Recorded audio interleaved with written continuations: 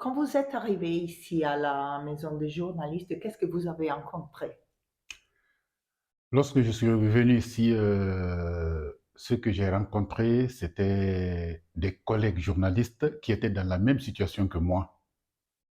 D'abord, j'ai été très bien accueilli par l'administration et dès que je suis arrivé, je me suis senti à l'aise parce que je me suis dit enfin, le journaliste exilé a trouvé la maison d'accueil. Donc j'ai été très bien accueilli et à travers les amis que j'ai trouvés ici.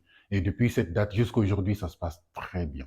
Bon, ça c'est bon. Ouais. Vous êtes arrivé de la Guinée Oui. et pourquoi vous êtes échappé? Qu'est-ce qui s'est passé? Tout simplement, j'ai été menacé à cause de mon travail Ouais. et la politique, les deux à la fois. À cause de la politique d'abord, parce que lorsqu'il a été question de faire la promotion du troisième mandat de président Alpha Condé, qui était au pouvoir d'alors, moi je n'ai pas soutenu. Donc j'ai eu des problèmes d'abord à cause de ça.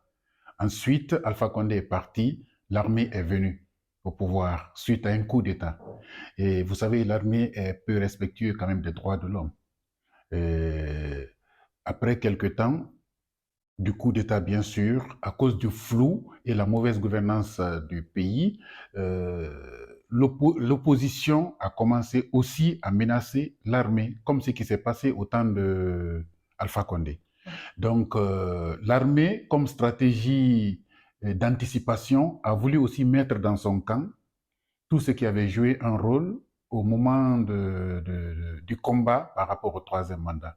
À cet effet, moi j'ai été contacté. Ils m'ont fait la proposition en résumé, de travailler avec eux, de ne pas consentir mes prestations à l'opposition. C'est-à-dire les prestations de mon agence de production que j'ai créée. Je les ai dit que ça va être un peu difficile. C'est une agence commerciale. Je dois prêter mes services à tout ce qui en demande.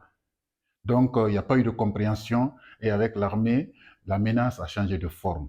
Au temps de Alpha, j'ai été mis au placard, mais avec l'armée, la menace est devenue physique.